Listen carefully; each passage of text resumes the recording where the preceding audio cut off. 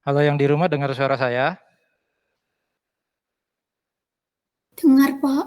Oke, thank you.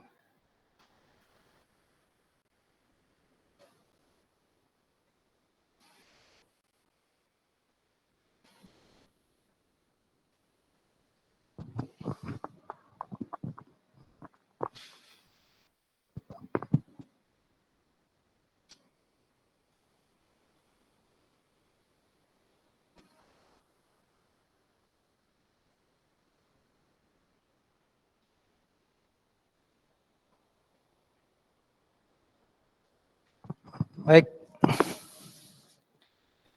kita mulai dengan doa. Mari kita berdoa. Tuhan Yesus, kami bersyukur Tuhan beri kesempatan kami untuk kembali berkumpul, baik di ruangan T lantai 5, juga melalui online. Tuhan tolong supaya kami bisa belajar dengan baik sore hari ini, khususnya tentang AKM 2 mengenai income statement. Hikmat akabudi dari Tuhan menjadi bagian dan milik kami beroleh kekuatan dari Tuhan. Inilah doa kami dan kami serahkan kuliah kami sore ini dalam tangan Tuhan, jadilah seturut kehendak-Mu. Haleluya. Amin. Ya, Beni mana Beni?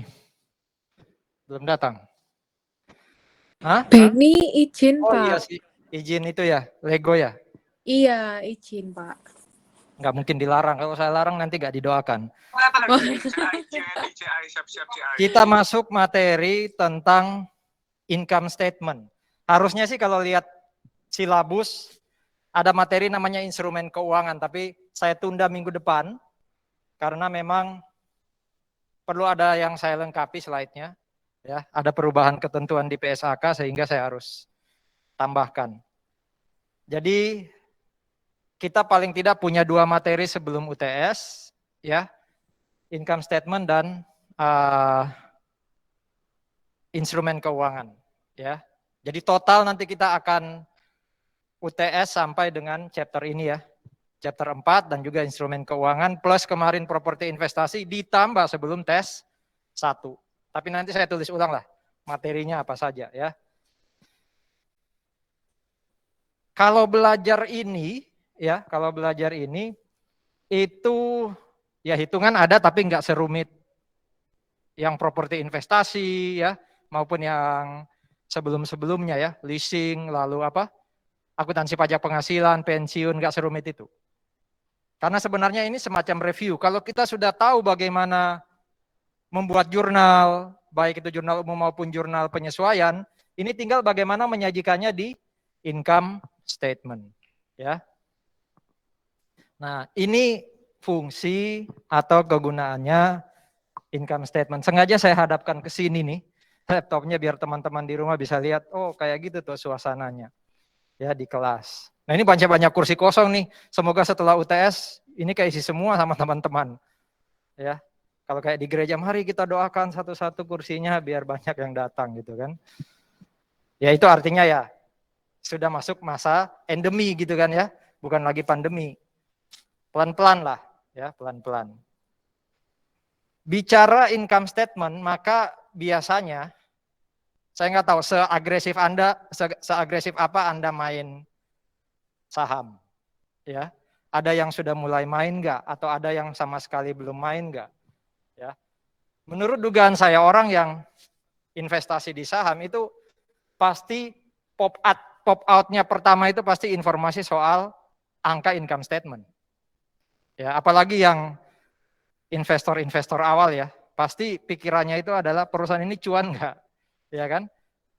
Profit nggak, ya. Kalau sampai perusahaan ini tidak memberikan profit ya, saya invest bisa jadi uang saya hilang. Ya, gampangannya kayak gitu. Ya, jadi tidak semuanya sih investor itu lihatnya income statement enggak.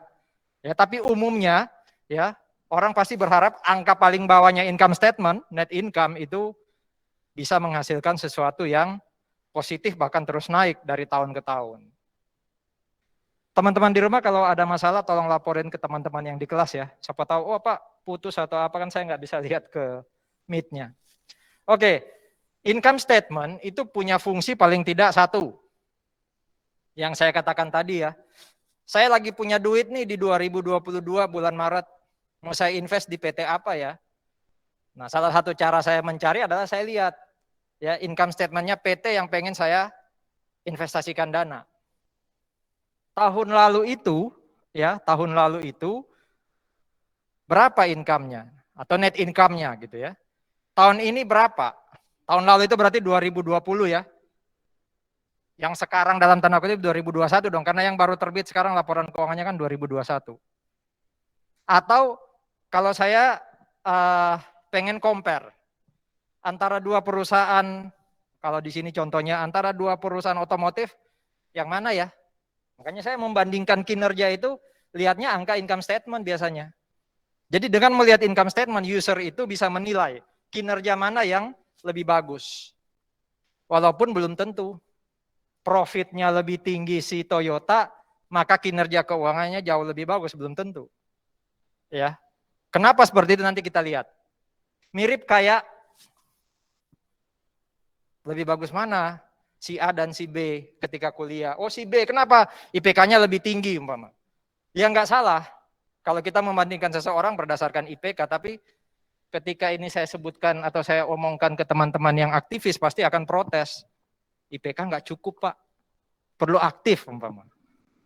Ya, tapi orang ketika pertama kali dikatakan berhasil kuliahnya atau sekolahnya itu pasti ke arah nilai ya. Pertama pasti pop up-nya nilai. Orang tua pasti kan nanyanya gitu. Ya kan? Minggu depan, 2 minggu lagi kalau nggak salah, UTS. Terus UTS selesai kan nggak mungkin orang tua Anda, piye UTS ya, aktivitasnya bagus. Kan enggak. Kegiatannya oke. Nah, itu belakangan, tapi nanya pasti apa? Nilainya bagus enggak? Enggak salah. Ya, tapi bukan hanya sekadar itu ukuran keberhasilan. Sama kayak bisnis. Pasti pertama kali orang akan berpikir kinerja bagus itu kalau profit atau net income-nya tinggi, positif. Ya. Walaupun nanti setelah lihat itu, lihat indikator yang lain dong. Ya, jadi fungsi pertama kalau kita bicara income statement pasti bicara kinerja keuangan. Mana yang lebih bagus. Yang kedua adalah saya bisa memprediksi kinerja masa depan. Nah, kalau ini berarti pakai alat uji statistik biasanya. Teman-teman nanti ketika belajar statistik, itu ada cara untuk meramal. Pakai angka-angka masa lalu dimasukin ke rumus, nanti kita bisa meramal. Kira-kira di masa depan, entah itu Toyota atau Ford, kira-kira akan dapat profit atau net income berapa ya.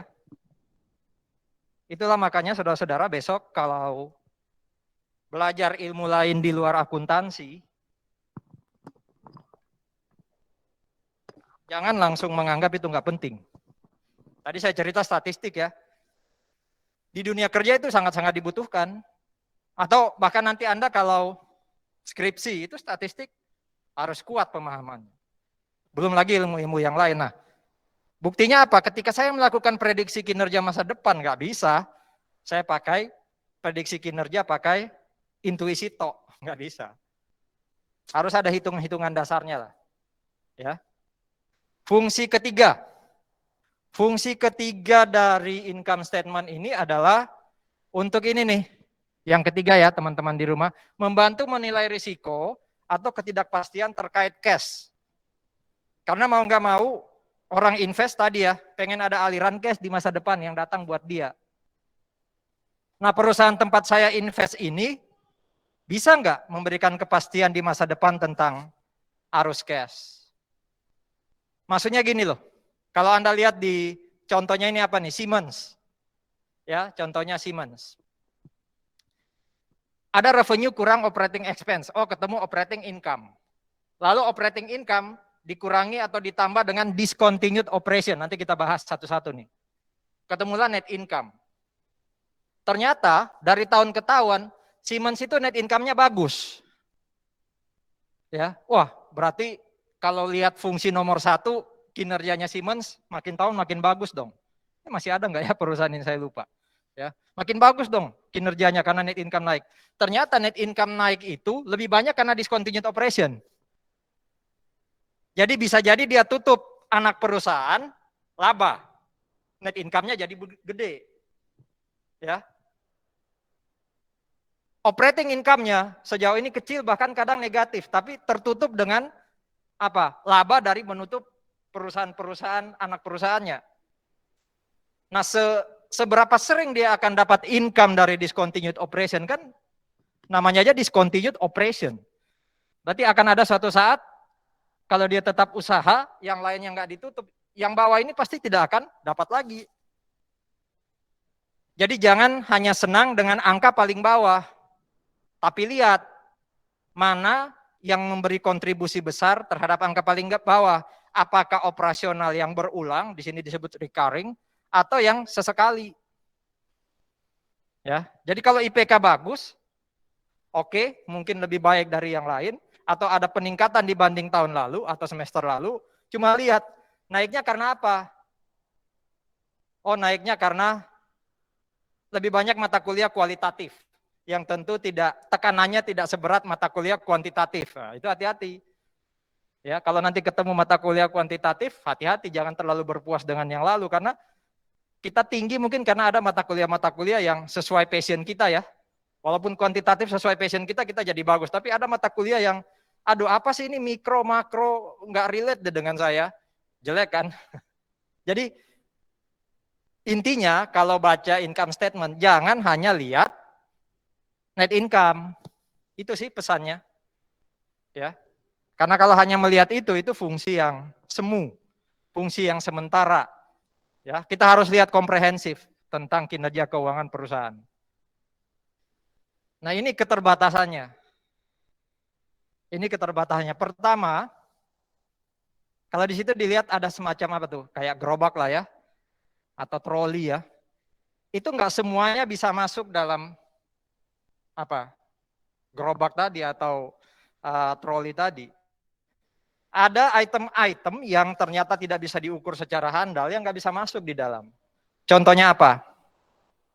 Kepuasan pelanggan, kepuasan karyawan, ya, itu penting tuh. Informasi soal kepuasan yang kita layani atau kepuasan sumber daya kita itu penting.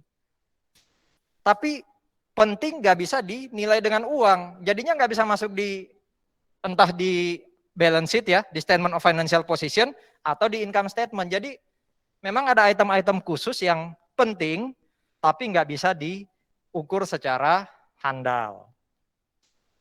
Nanti kalau belajar cost accounting, apalagi managerial accounting, kita diajari. Bukan hanya angka financial statement yang penting, ada angka-angka yang non-financial yang berguna buat pengambilan keputusan oleh manajemen. Nah itu yang sekali lagi nggak tersaji di financial statement, nggak tersaji di income statement. Itu terbatasnya. Yang kedua yang saya katakan tadi, oke lah kelihatan Toyota lebih bagus dari Ford dari sisi profit atau net income. Tapi pertanyaannya apa betul Toyota itu memang operasinya lebih bagus dari Ford? Bisa jadi loh, revenue-nya sama. Tapi expense-nya, revenue dan expense-nya sama. Tapi kebetulan Toyota itu memilih depreciation expense yang jauh lebih kecil metodenya. Kalau Toyota pakai garis lurus, terus Ford pakai double declining balance, siapa yang lebih besar metode penyusutannya?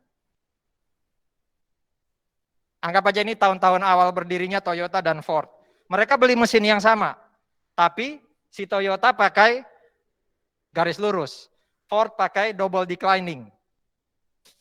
Siapa yang lebih besar net income-nya? Dengan asumsi revenue-nya sama. Siapa yang lebih besar net income-nya? Ayo. Atau dengan kata lain, depreciation expense yang mana yang lebih besar? Yang straight line atau double declining kalau di awal-awal? Ayo, PA. Double ya. Berarti kalau Ford pakai double declining, depreciation expense-nya lebih gede kan? Di tahun pertama aja. Makanya di tahun pertama bisa jadi net income-nya lebih kecil dari Toyota, tapi tunggu aja kalau anggap aja 10 tahun tuh. Mendekati tahun ke-6, 7, 8, sebaliknya nanti yang terjadi. Dengan revenue yang sama, bisa jadi di tahun ke-6 sampai 10, Ford lebih gede profitnya. Apakah Ford dikatakan lebih bagus di tahun ke-6 sampai 10? Belum tentu. Jadi bisa jadi ya angka profit atau net income yang disajikan itu muncul karena metode akuntansi yang digunakan. Ya. Termasuk yang bawah nih. Semakin positif, semakin bukan beriman juga sih, semakin optimis, bukan positif, semakin optimis manajer, semakin optimis si akuntan menyajikan laporan keuangan, maka expense-nya biasanya makin makin besar atau makin kecil? Makasih Pak Dar. Kalau saya akuntan yang optimis, Anda akuntan yang optimismenya lebih kecil dari saya atau makin pesimis? Kira-kira kalau bicara beban, expense saya atau expense Anda yang lebih kecil? Expense-nya optimis yang lebih kecil atau expense-nya pesimis yang lebih kecil? Jadi karakter kita itu menentukan loh nanti cara kita ngambil keputusan untuk menyajikan. Oh berarti Pak, akuntansi itu mut-mutan ya? Akuntansi itu manipulatif ya? Bukan. Angkanya itu pada dasarnya sama kayak metode penyusutan tadi kan. Saya beli aset 1M. Kalau disusutkan garis lurus 10 tahun, per tahun 100 juta. Tapi karena pakai saldo menurun, tahun pertama langsung 500 juta. Tapi nanti kalau di total akumulasinya tetap 1M. Kan sama ujungnya. Tapi cara menyajikan angkanya beda. Dulu waktu belajar pengantar akuntansi kan ada kerugian piutang ya. Betul ya? BDF expense kan? Itu dihitung pakai persentase, betul? Kalau saya orang yang pesimis, akuntan yang pesimis, itu saya memperkirakan makin besar piutang yang gagal ditagih atau makin kecil piutang yang gagal ditagih. Kalau saya orang yang cenderung pesimis, hati-hati, konservatif, itu bad debt expense saya makin besar atau makin kecil? Masa susah menjawab? Makin besar, karena saya namanya aja konservatif.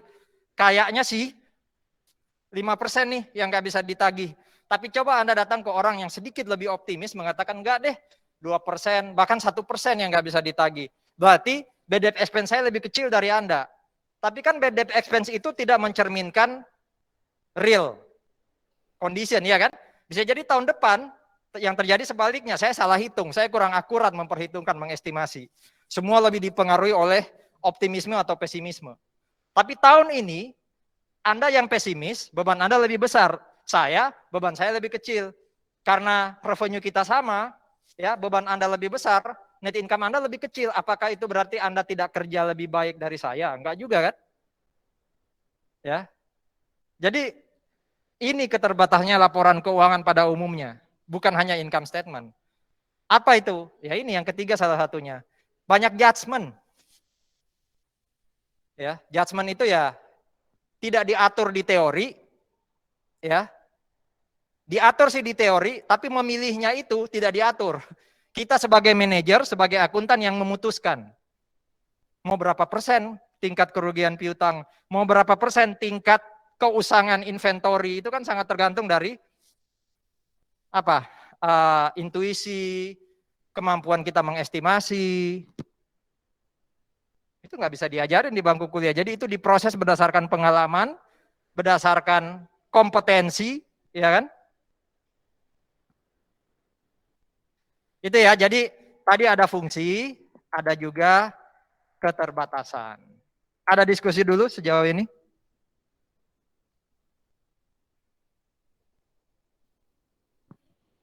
Oke. Nah, saudara-saudara,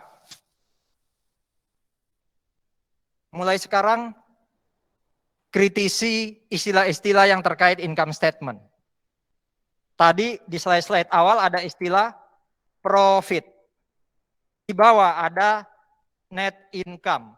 Di sini ada istilah earnings. Belum lagi nanti ada istilah revenue. Itu sama atau beda sih ya? Bagaimana cara mengatakan itu sama atau beda? Net income yang mana? Oh biasanya langsung tahu net income yang paling bawah. Revenue yang mana? Biasanya yang atas. Yang masih yang atas-atas. Terus earning. Terus profit. Itu bagaimana membedakan nanti sambil berjalan slide-nya nanti saya tegaskan ya. Yang mana disebut earning, yang mana disebut income, yang mana disebut profit, yang mana disebut revenue. Itu semua istilah-istilah yang ada di income statement.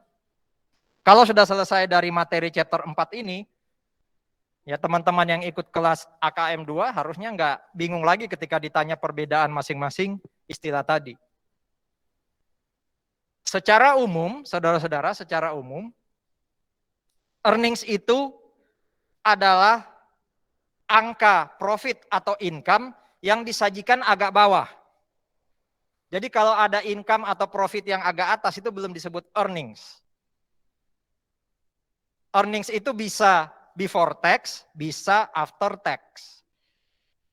Berarti bisa disimpulkan kalau net income itu adalah earnings after tax. Kalau earnings before tax itu bukan net income. Apa istilahnya nanti kita lihat. Ya, tapi intinya gini, kalau bicara earnings itu letaknya agak bawah. Atau kalau mau kita simplifikasi ya, earnings ini net income. Sering bahasa praktek menyebut itu sebagai bottom line. Karena dia yang paling bawah kan, angka paling bawah di income statement. Nah, kadangkala, bahkan bukan kadangkala ya, sudah jadi praktek umum, kalau Anda jadi akuntan, kalau Anda yang bertanggung jawab untuk menyusun laporan keuangan, itu ada praktik yang namanya earnings management. Manajemen laba. Bukan manipulasi earnings, bukan manipulasi laba loh ya, earnings management. Jadi angka paling bawah, angka income statement yang paling bawah, itu bisa kita kelola, bisa kita utak-atik sehingga menyajikan angka tertentu. Sekali lagi, itu bukan praktik ilegal. Ya, saya katakan tadi, bisa jadi beda loh. Income-nya Ford dan Toyota bukan karena real, tapi karena karakter si akuntan.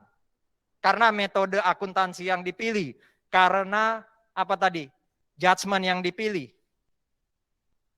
Masa orang beda karakter langsung satunya masuk penjara kan enggak? Masa orang beda metode terus satunya dikatakan berdosa kan enggak? Ya kan? Jadi poinnya adalah metode yang kita pilih, judgment yang kita ambil, itu kan menentukan angka earnings yang paling bawah. Nah, itulah yang disebut earnings management. Ya. Dan earnings management mengelola angka earnings, mengelola angka income itu bukan sesuatu yang haram di akuntansi, bukan sesuatu yang ilegal di akuntansi. Boleh dilakukan. Saya sering kasih contoh gini. Kita menampilkan diri kita kadangkala menyesuaikan dengan kemana atau dengan siapa kita berhadapan. Mungkin kalau di kelas kayak gini, ya pokoknya bedalah dengan yang di rumah. Yang di rumah ada nih yang masih pakai baju tidur semalam karena dari pagi belum mandi gitu ya. Malas gerak dan semacamnya, boleh-boleh aja. Toh dia tidak menampilkan diri ke depan umum. Ya, tapi Anda yang datang ke sini ya, 7 orang ini, minimal kan ya adalah ya tampilan khusus gitu kan. Tapi Anda nggak bisa pakai tampilan ini ketika Anda ke pesta. Betul ya? Masa pakai jaket kan nggak mungkin. Artinya apa? Laporan keuangan juga bisa kayak gitu loh. Kalau saya pengen sajikan income statement saya untuk hitungan pajak, apa yang Anda lakukan dengan net income? Mau Anda gedein atau kecilin? Ayo, kalau Anda mau sajikan income statement ke depan orang pajak, Anda mau sajikan income yang gede atau yang kecil? Ya kecil dong, supaya ketemu angka pajak yang kecil. Selama kita lakukan itu sesuai undang-undang PPh yang sudah saya ajarkan di awal AKM 2, boleh-boleh aja. Pilih metode yang membuat pajak saya kecil. Selama konsisten ya, saya pilih metode ini, tahun-tahun depan saya tetap pilih itu dengan segala risikonya. Tapi kalau saya pengen sajikan income statement saya, dalam rangka IPO. Perusahaan apa yang mau IPO nih dalam waktu dekat? Ngikutin berita nggak? Minimal Line Today. Kemarin kan yang sempat ngehits Bukalapak ya. Dalam waktu dekat ada yang tahu? Itu loh, mergernya ya Goto ya. Itu mergernya apa ya? Gojek dan Tokopedia. Itu akan IPO. Nah, supaya bisa buat orang beli sahamnya, Anda jadi akuntannya, apa yang Anda lakukan terhadap angka income Anda? Kan Anda buat semenarik mungkin kan? Itu sama kayak Anda datang ke pesta gitu loh. Iya kan? Buat diri semenarik mungkin. Kalau Anda masih single gitu ya, buat diri semenarik mungkin supaya dalam tanda kutip laku gitu kan. Pengen nyari pasangan tapi tampil apa adanya ya, jangan berharap. Ya. Harus ada pembeda dong, kita masih manusia kok. Ya, tetap yang dilihat pertama kali fisik gitu kan. Pertama kali itu pasti fisik, apalagi laki-laki itu katanya matanya yang lebih cepat mengambil keputusan. Kalau wanita apanya? Katanya telinganya ya. Jadi mulut laki-laki harus diperbagus supaya bisa narik perhatian wanita gitu. Ini apa? Intermezzo. Tapi intinya apa? Itulah yang disebut earnings management. Ya. Dan itu bukan sesuatu yang ilegal. Ya. Yang ilegal itu kalau angka revenue Anda 100 triliun umpama atau 100 miliar, demi supaya income-nya tambah gede, net income-nya, Anda tambah 0 di belakang. Atau expense Anda gede, ya, terus Anda hapus. Beneran keluar 500 juta expense, tapi Anda hapus. Supaya pengurangnya kecil. Nah itu yang ilegal. Itu bukan earning management. Kalau pakai analogi saya tadi, itu namanya operasi plastik. Tambah cantik sih, menarik sih, tapi itu tidak mencerminkan keadaan sebenarnya. Ya jadi diingat-ingat ya, earnings management itu dilakukan untuk mengelola angka laba. Dan itu tidak ilegal. Itu oke-oke saja. Tapi bukan berarti didorong oleh standar akuntansi. Standar akuntansi tidak merekomendasi untuk kita makin mengelola laba, enggak. Ya. Kenapa? Karena angka laba yang makin sering dikelola, makin sering di-manage itu tampilan aslinya makin ketutup. Mirip kayak tadi, boleh nggak berdandan? Boleh. Tapi makin banyak make up yang menempel di wajahmu, ya wajah aslimu yang sudah manis itu ketutup. Sehingga ketika saya ngambil kesimpulan, wah orang ini menarik. Kesimpulan saya jadi apa? Bias. Ya, orang ini menarik karena make up-nya tebal. Ketika make up-nya hilang, masihkah saya bisa ngambil kesimpulan orang ini menarik? Nggak boleh gitu Pak, nggak boleh lihat fisik. Ya nggak bisa manusia. Sama kayak tadi laporan keuangan gitu kan. Boleh dikelola sedemikian rupa. Tapi semakin angka income itu dikelola sedemikian rupa, yaitu tadi pengambilan keputusan investor atau siapapun yang terkait dengan laporan keuangan jadi bias. Wah, prospek nih perusahaan, ternyata enggak. Yang salah itu bukan earning management, tapi binomo gitu kan, murah banget. Nah itu bukan earning management. Ya, kalau enggak itu saya enggak belajar ya, apa itu binomo gitu. Oke. Gitu ya, jadi earnings management oke saja. Tidak masalah. Ya, tapi semakin Anda mengelola earnings, kualitasnya itu jadi berkurang. Ngapain sih dikelola earnings-nya ya? Biasanya ada tujuan mulianya. Tujuan mulianya itu adalah kalau earnings makin bagus, maka publik makin mencari sahamnya. Kalau pelajaran makro, makin banyak permintaan berarti harga akan naik. Makin banyak yang nyari minyak goreng, harganya makin naik. Ya kan? Makin banyak yang nyari saham itu, harganya akan naik. Jadi tujuannya adalah satu, meningkatkan market price dari saham. Itu mulia loh. Tapi ada tujuan kedua. Tujuan tersembunyi dari akuntan atau manajer apa? Kalau harga saham naik, kalau perusahaan makin banyak laba, maka pemilik akan senang. Kalau pemilik senang, apa yang dia lakukan? Agustoli, kamu sudah bekerja dengan baik. Saya kasih kamu kompensasi, bonusmu naik. Dan itu Alkitabiah kan ada contoh ya. Orang yang tidak mengupayakan talenta malah Tuhan bilang disingkirkan. Tapi orang yang melipat gandakan talenta yang dia punya, yang Tuhan beri, itu dihargai. Ya, jadi oke-oke saja memanage karena tujuannya memang mulia. Walaupun di dalamnya ada tujuan agenda tersembunyi dari akuntan atau manajer. Yang nggak boleh itu kalau hanya untuk diri sendiri, tapi untuk perusahaan nggak ada, itu yang salah. Ya, gua aktif tuh bekerja, aktif tuh ikut kemahasiswaan, kegiatan-kegiatannya berhasil. Dari situ dia dapat jodoh, silakan. Tapi kalau dia dapat jodoh, kegiatannya nggak bagus-bagus terus gitu ya itu dipertanyakan. Berarti dia ikut organisasi hanya untuk dapat jodoh, hanya untuk dapat jodoh gitu ya. Harusnya lebih mulia dong, ya. Tujuan besar dapat, tujuan kecil juga oke. Ya kayak gitulah earning management. Ya. Ada pertanyaan dulu? Sambil saya minum.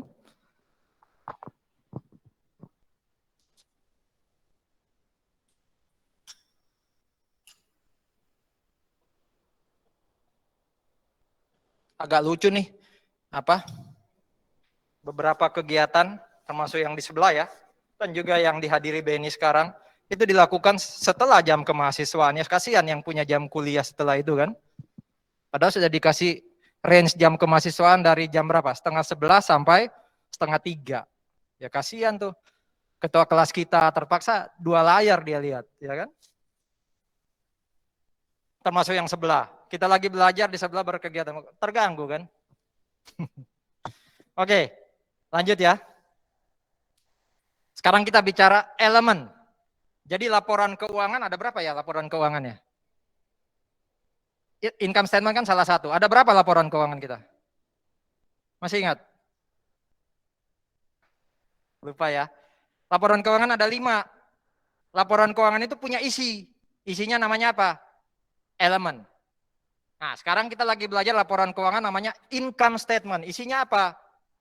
Ya, pasti salah satunya income. Laporan keuangan itu ada 5, elemen ada 10. Elemen ada 5. Ya, elemen ada 2 ada 3 ada di statement of financial position, 5 ada di income statement, 2 ada di laporan perubahan ekuitas. Jadi ada 10 elemen. 5-nya dari 10 itu ada di income statement. Pertama, nama elemen itu income. Namanya aja income statement, berarti harusnya income ada di dalam. Mulai nih kita belajar ya. Apa itu income? Income itu adalah kenaikan manfaat ekonomi selama periode akuntansi tertentu. Apa itu kenaikan manfaat ekonomi? Jadi gini, awalnya saya 0. Masuk 2022 saya 0. Makin lama, makin mendekati akhir 2022, saya makin banyak tuh aliran masuk ke dalam perusahaan. Itu yang namanya kenaikan manfaat ekonomi. Tapi hanya dihitung 1 periode ya, 1 periode. Berarti periode depan, mulai 1 Januari 2023, 0 lagi. Ya, 0 lagi. Nah, dari mana datangnya kenaikan manfaat ekonomi? Pertama, datangnya dari inflow dalam bentuk kenaikan aset. Jadi ketika aset kita debit, apapun nama asetnya ya, itu ada kemungkinan menghasilkan income. Tidak selalu ya, tapi ada kemungkinan menghasilkan income. Atau kedua, ya, bisa dalam bentuk hutang yang turun, liability yang turun, liabilitas turun. Jadi sebenarnya kalau Anda ingat, apa sih rumus dasarnya akuntansi, persamaan dasar akuntansi? Aset sama dengan equity plus liability kan? Kalau saya pengen equity saya naik, yang biru, kotak ke-6 ya, caranya adalah kalau liability tetap, berarti aset harus naik. Ya kan? Aset harus naik. Ya. Aset sama dengan liability plus equity. Sorry. Kalau saya pengen aset saya naik, ya, kalau saya pengen aset saya naik, ya, equity-nya tetap, berarti liability harus turun. Intinya pokoknya equity-nya naik. Ya, equity-nya naik. Jadi ketika aset tetap, supaya equity naik, maka liability harus turun. Tapi kalau liability-nya tetap, supaya equity naik, maka aset yang harus naik. Betul kan? Aset 10. Liability 2, equity 8. Ya. Kalau liability tetap, ya, liability tetap, supaya equity ini naik, ya tadi kan aset 10 ya. Aset 10, equity 8, liability 2. Supaya equity ini naik, sementara liability-nya tetap 8, ya berarti aset harus naik kan? Aset harus jadi 11 supaya equity jadi 3. Kalau liability tetap 8. Kalau sebaliknya, ya, supaya equity jadi 3 padahal aset tetap, berarti liability harus turun dari 8 jadi 7 kan? Kan persamaan dasarnya hanya tambah kurang kayak gitu. Ya. Jadi intinya pada kata-kata ada kenaikan equity. Kenaikan equity bisa karena aset naik atau liability turun. Tapi tidak semua kenaikan aset yang membuat equity naik, tidak semua penurunan liability yang membuat equity naik itu income. Karena ada syarat terakhirnya tuh. Selama tidak terkait dengan pemegang saham. Coba ingat lagi pengantar akuntansi. Pengantar akuntansi, kita kan masih belajar perusahaan jasa ya. Kalau Tuan A invest modal ke dalam usahanya, jurnalnya apa? Jadi UDA, sole proprietorship, Tuan A-nya invest modal ke perusahaan, jurnalnya gimana? Jurnal PA. Debitnya, modalnya dalam bentuk cash. Debitnya berarti cash. Kreditnya? Kreditnya? Modal Tuan A, betul kan? Betul ya? Gitu ya, jurnal PA ya. Tuan A invest cash 1M ke UDA. Berarti UDA akan catat cash 1M, modal Tuan A 1M. Debitnya yang naik apa? Cash. Cash itu apa? Aset. Kreditnya yang naik apa? Modal Tuan A itu akun apa sih? Modal Tuan itu akun apa? Akunnya equity, aset atau liability? Equity. Berarti di debit aset naik, di kredit equity naik. Sesuai dengan ini ya. Aset naik, equity naik. Tapi apakah jurnal tadi masuk income statement? Cash naik, itu masuk di aset. Modal Tuan A naik, masuk di equity, itu kan masuk di statement of financial position, masuk balance sheet ya. Enggak masuk income statement. Berarti transaksi tadi itu income atau bukan? Bukan, karena nggak masuk income statement. Kenapa nggak masuk income statement? Kenapa bukan income? Karena berasal dari pemegang saham. Nah berarti cari dong contoh aset naik, equity naik, tapi dilaporkan di income statement. Supaya itu disebut income. Ayo, contoh yang cepat, gampang, yang sudah sering dapat. Aset naik, equity naik, bukan shareholder. Masuk income statement. Supaya disebut income apa? Masa lama sih? Aktivitas utama perusahaan kan untuk dapat, kalau Anda perusahaan jasa berarti memberi jasa kan? Jurnalnya apa kalau Anda dapat jasa dalam bentuk cash? Cash to, kreditnya apa? Service revenue kan? Kalau Anda jualan barang, cash to sales revenue. Cash itu aset, naik. Kreditnya revenue. Revenue itu bagian dari apa sih? Bagian dari akun apa sih? Akunnya apa itu? Equity kan? Naik. Dari pemegang modal enggak? Bukan. Berarti sales revenue, service revenue itu bagian dari income. Buktinya sales revenue masuk di income statement. Betul ya? Jadi tidak semua kenaikan aset, tidak semua kenaikan equity itu nanti akan jadi income. Tinggal dilihat gampangnya gini aja deh. Setelah Anda jurnal, Anda logika, ini masuk laporan apa? Kalau masuk income statement, itu income. Utamanya yang di sisi kredit ya. Kalau yang berikutnya gimana? Equity naik karena liability-nya turun. Apa contohnya? Equity naik karena liability turun dan itu income. Apa contohnya? Yang paling gampang sih aset naik, equity naik. Tapi hati-hati, nggak semua. Karena biasanya kalau berasal dari shareholder, itu bukan income. Tapi apa contohnya liability turun, equity naik? Dan itu income. Di sebelah jadi diam gitu ya. Apa contohnya? Jangan pikir jauh-jauh, ini masih jurnal PA harusnya.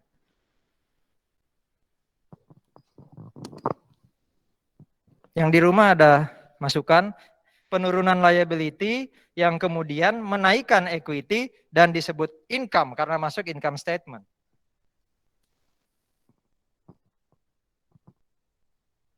Saya nanya dulu.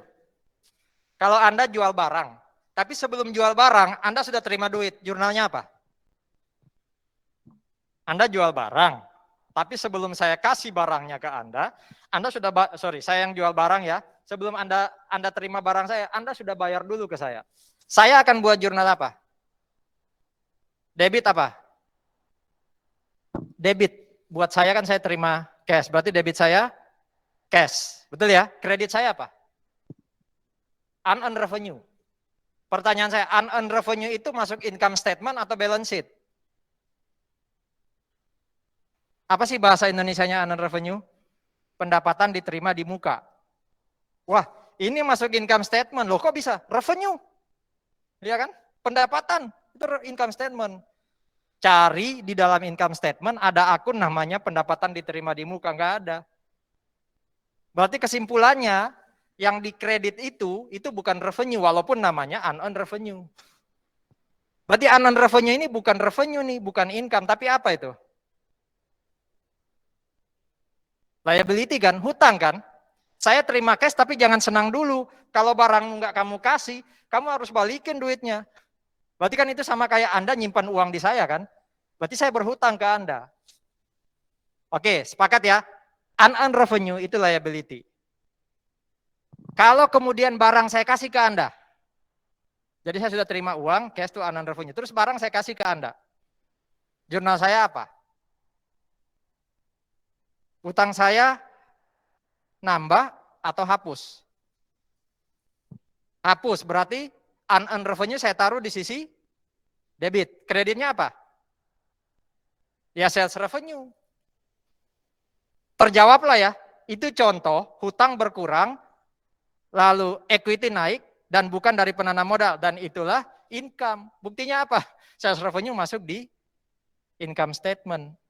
Mikirnya terlalu jauh, padahal kan ini jurnalnya PA. Ada pertanyaan dulu. Membahas definisi income.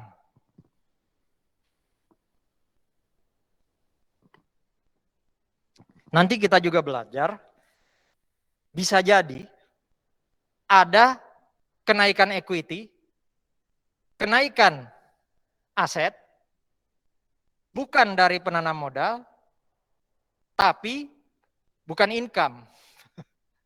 Wah, ada lagi ya, nanti kita lihat. Ya, tapi ini dulu deh batasan income atau bukan.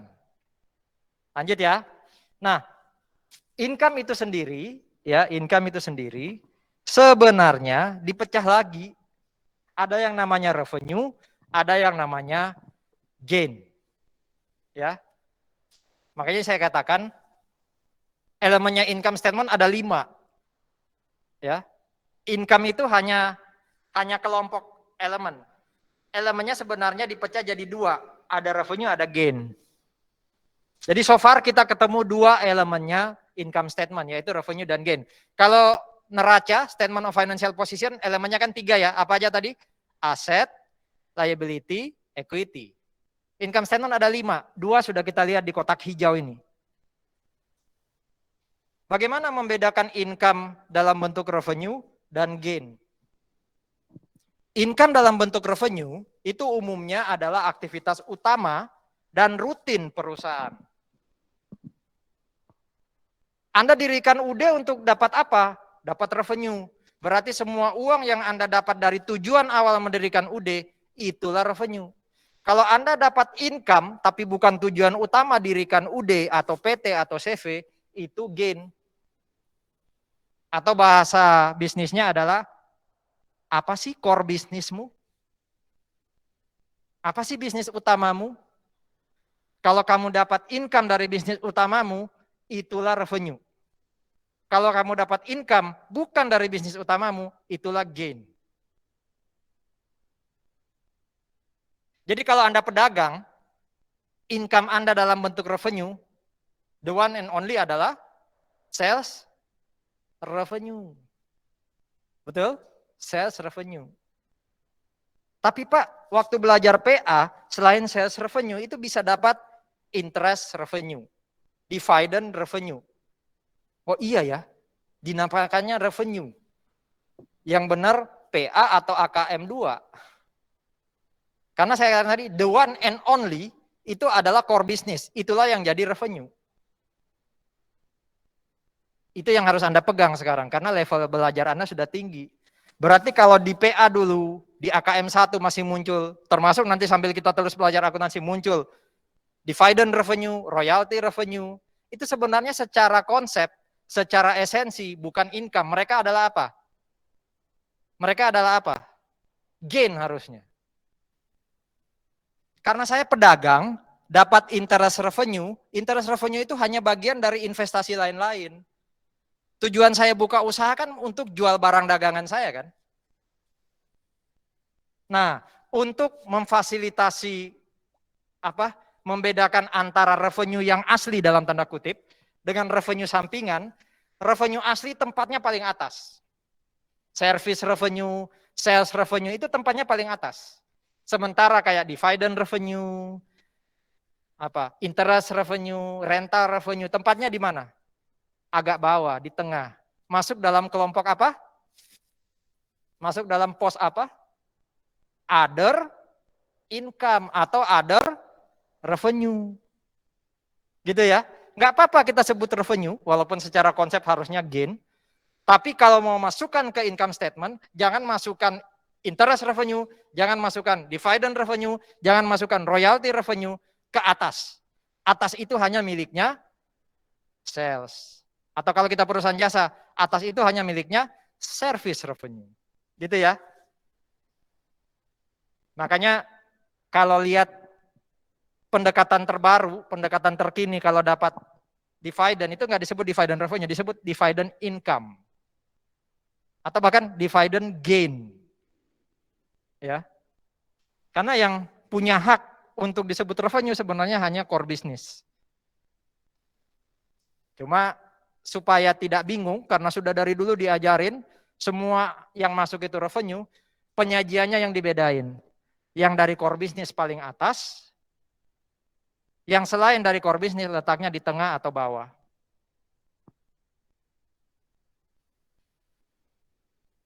Nah ini semua kan kalau kita perusahaan dagang ya sales revenue, kalau perusahaan jasa fees atau service revenue. Saya dapat interest revenue juga. Ya. Interest revenue bisa ditempatkan paling atas kalau interest revenue bisa ditempatkan paling atas kalau kita perusahaan jasa keuangan. Betul ya? Usaha Anda kan memang untuk cari interest, betul kan? Itu boleh paling atas. Tapi kalau Anda perusahaan dagang atau jasa, interest itu hanya sampingan karena Anda punya kelebihan modal Anda pinjamin ke orang lain, taruh dia di other revenue. Dividend, rental itu semua other revenue. Kecuali kalau saya bis Kalisari. Tahu kan ya, bis Kalisari yang sering disewa untuk pariwisata. Core bisnis saya dari situ, berarti rental revenue-nya paling atas. Ya. Kalau ada bis yang dia jual, dia dapat income, itu di tengah, other income namanya. Itu gain. Ya, karena jualan bus bukan tujuan utama dia. Tujuan utama dia adalah bus dibeli untuk disewain. Dapat ininya ya, esensinya ya.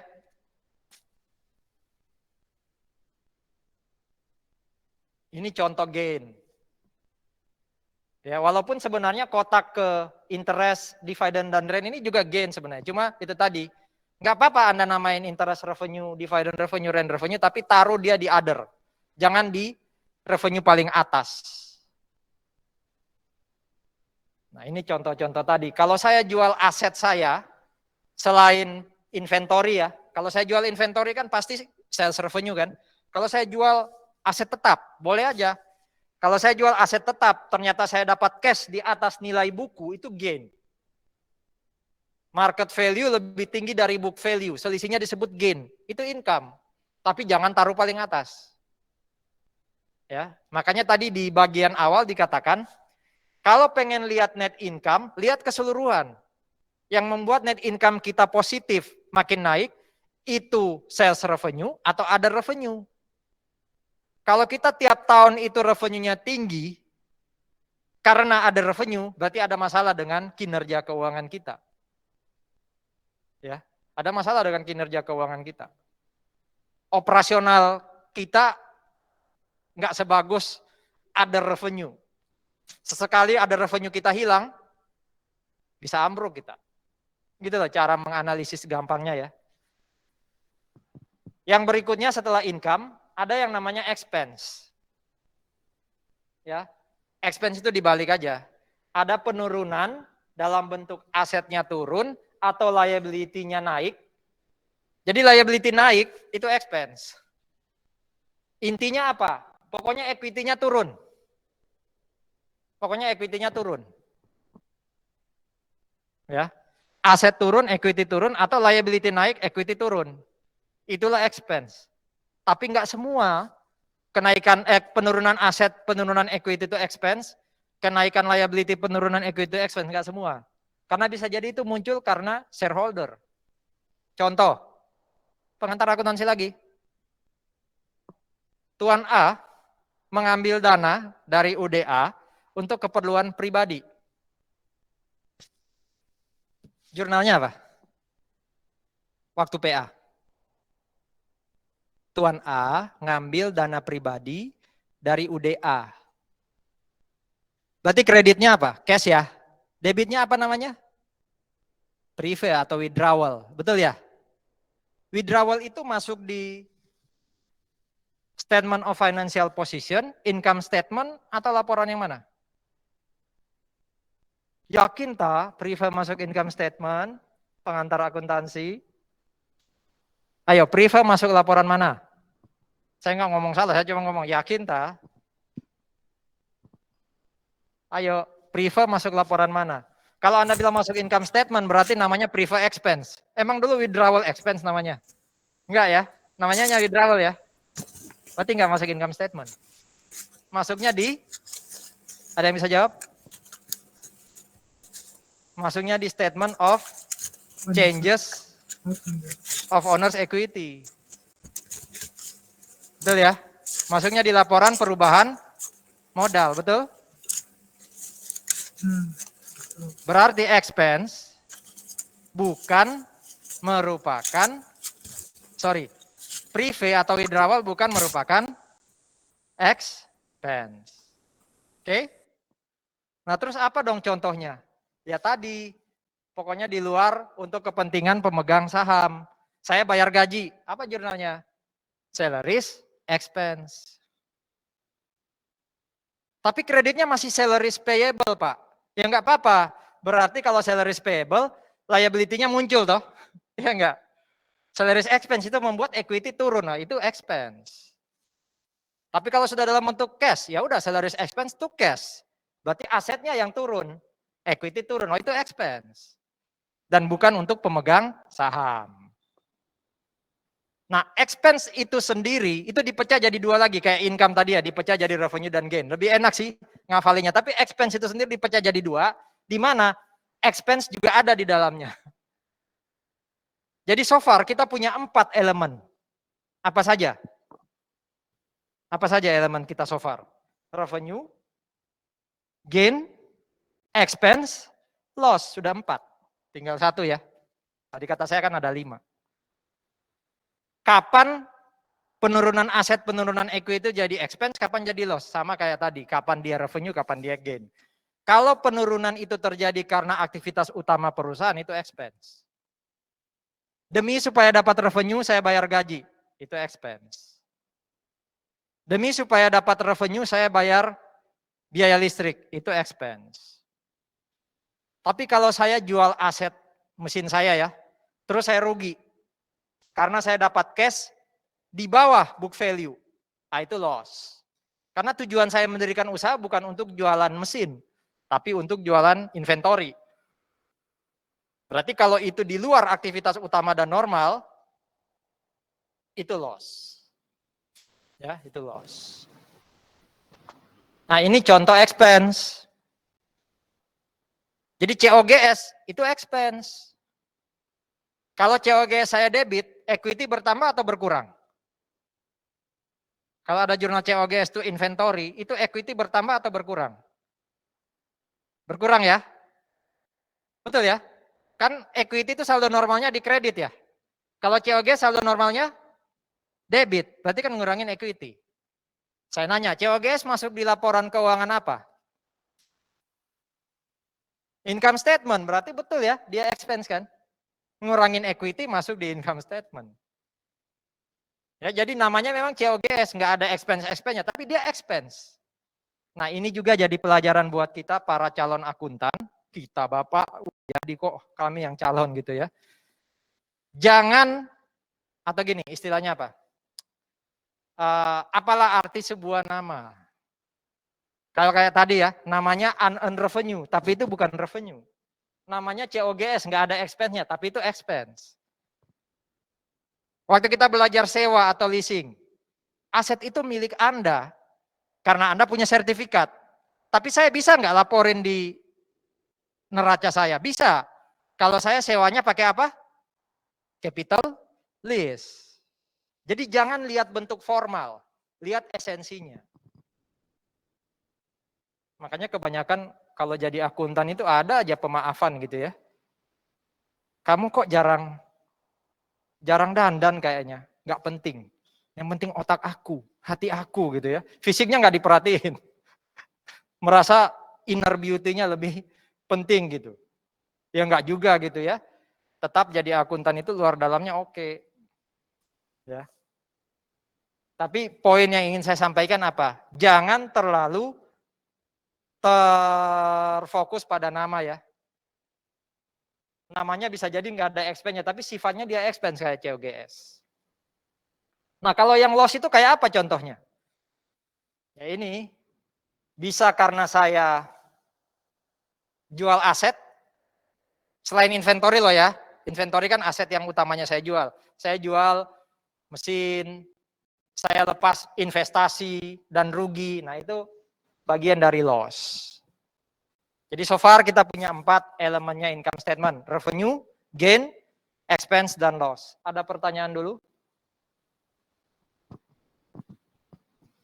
Apakah elemen kelima itu?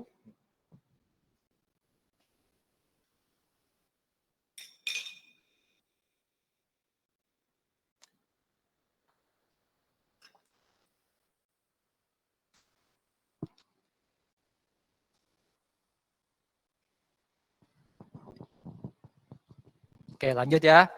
Nah standar akuntansi internasional, ya standar akuntansi internasional mengatakan minimal income statement itu harus menyajikan informasi ini, minimal.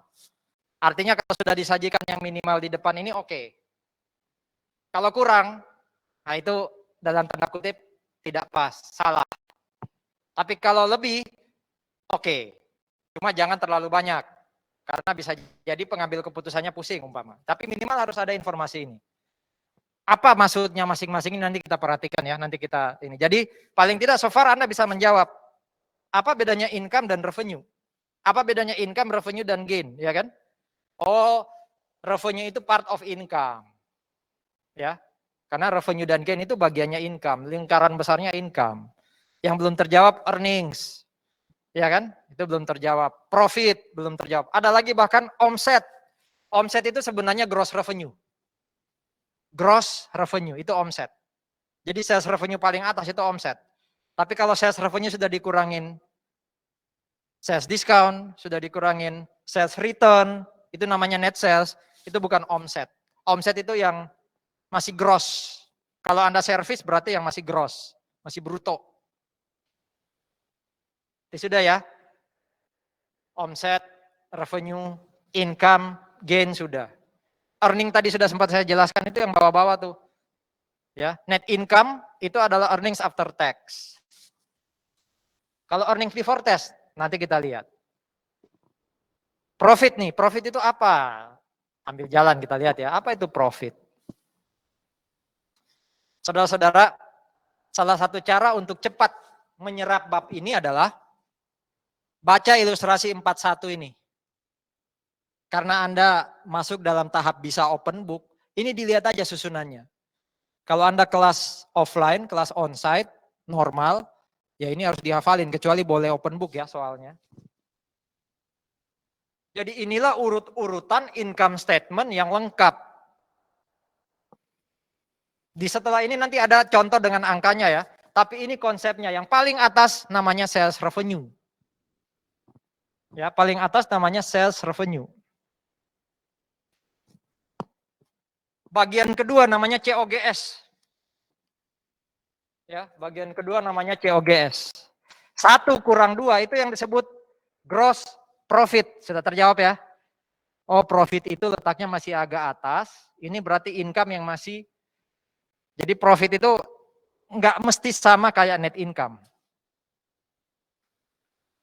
Walaupun bahasa bisnis kadang berkata profit itu net income. Kayak ini tadi contohnya ya. Saya agak balik ke belakang. Ini kan ketika bicara Ford dan Toyota, ya, mereka taruh paling bawah disebut profit. Boleh aja sih, itu bahasa bisnis. Tapi bahasa teorinya akuntansi mengatakan profit itu sebenarnya masih atas.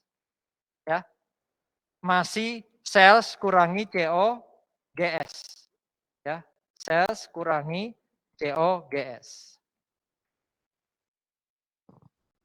Nah, di bawah gross profit ada expense. Mulai dari selling expense, administrative expense, dan other income serta other expense. Jadi nomor 5 itu bisa positif, bisa negatif. Bisa menambah, bisa mengurangi gross profit. Sementara nomor 3 dan 4 pasti mengurangi. Kalau other income kan lambangnya positif, kayak dapat interest, dapat dividend revenue, dapat rent revenue, itu masuk di nomor 5.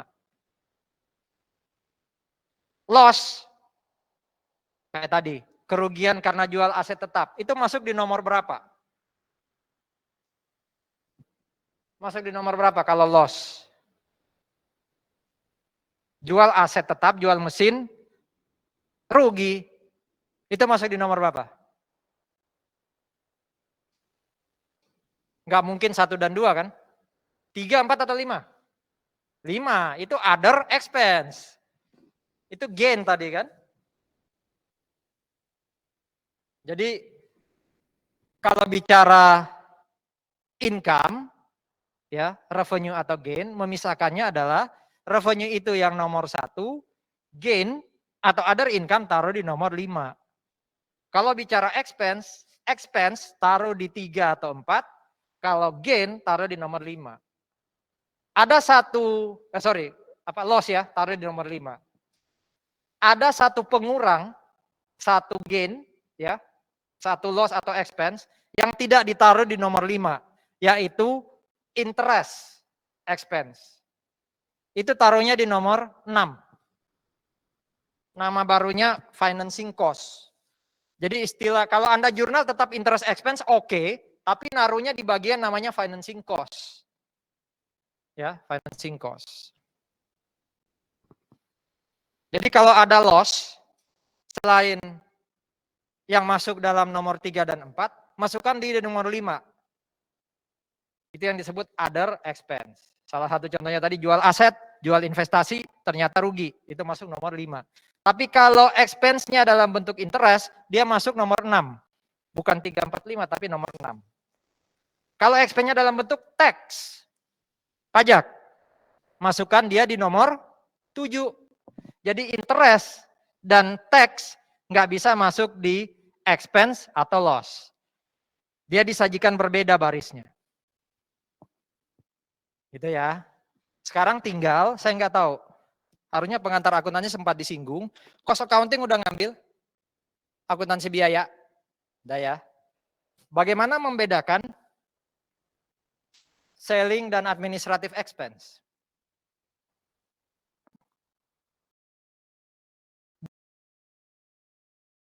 Itu selling nomor 3 atau 4 biaya penyusutan? Tapi sorry, kita punya 3 expense ya. 2, 3, 4 ya. COGS itu kan expense kan? Betul ya? Biaya penyusutan masuk nomor 2, 3 atau 4? Cost accounting itu perusahaannya jasa, dagang, atau manufaktur. Lagi ngambil atau sudah selesai? Akuntansi biaya sudah selesai ya? Oke, pertanyaan saya. Itu perusahaan pabrik, perusahaan dagang, atau perusahaan jasa? Hah? Pabrik ya? Oke. Pertanyaan saya, biaya penyusutan masuk di nomor 2, 3, atau 4?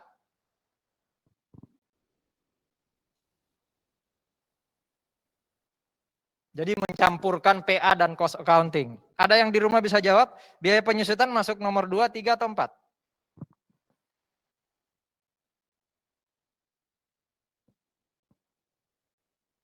Biaya angkut masuk nomor 2, 3, atau 4? Cara paling gampang itu gini saudara-saudara ya. Kalau Anda keluar biaya, kita kan bicara sudah yang paling tinggi levelnya yaitu pabrik ya. Kalau Anda keluar biaya, lalu biaya itu ada kaitannya dengan pabrik, masukkan nomor 2. Biaya angkut, harusnya Anda tanya tadi, biaya angkut apa Pak? Pembelian. Nah, kalau biaya pembelian itu kan berarti ada kaitan kita beli bahan baku untuk masuk pabrik kan? Nah, itu masuk COGS nomor 2. Tapi kalau biaya angkut penjualan, dari namanya aja udah jelas, dia nomor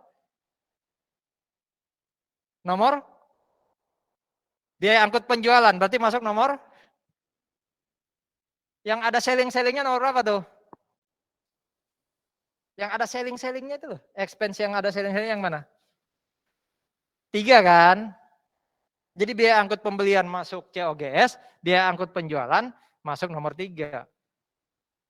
Sekarang bisa jawab dong, biaya penyusutan masuk mana?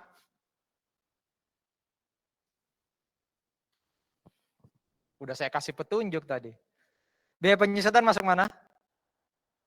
Anda tanya balik ke saya, Pak, biaya penyusutan apa dulu? Kalau pabrik masuk nomor 2. Berarti yang masuk nomor 3 atau 4 yang mana? Biaya penyusutan kayak apa yang masuk nomor 3 atau 4? Kalau ada biaya penyusutan kantor. Betul ya? Umumnya masuk nomor 4. Bisa nggak biaya penyusutan masuk nomor 3? Saya nggak tahu cost accounting diajari sejauh itu nggak ya? Bisa nggak biaya penyusutan selain gudang itu masuk nomor 3? Bisa. Kalau kita punya kantor khusus untuk penjualan. Ada kantor administrasi, ada kantor penjualan. Biaya penyusutan kantor administrasi itu masuk nomor 4. Biaya penyusutan untuk kantor penjualan masuk nomor 3. Biaya listrik, balik lagi, Pak, listrik apa? Listrik gudang nomor 2, ya, dan sebaliknya. Biaya gaji. Kalau gaji itu untuk buruh sudah pasti nomor 2.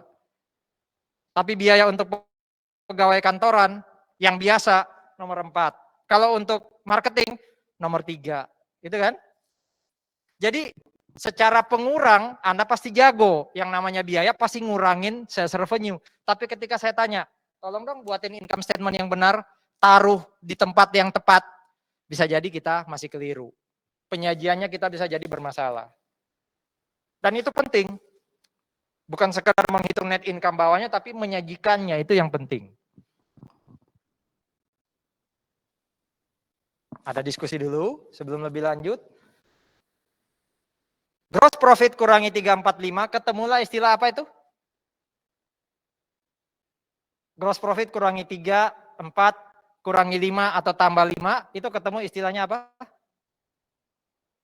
operating income atau income from operation.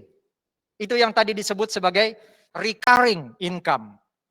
Jadi kalau pengen tahu net income itu lebih banyak dari operating income atau enggak, lihat income from operation. Kalau income from operation itu di atas 50%-nya net income itu harusnya positif-positif aja.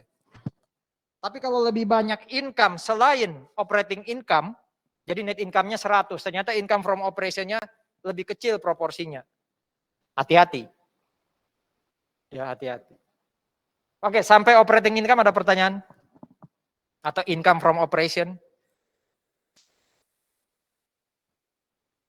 Nah, operating income atau income from operation itu dinamakan earning, istilah lainnya ya, earning before interest and tax.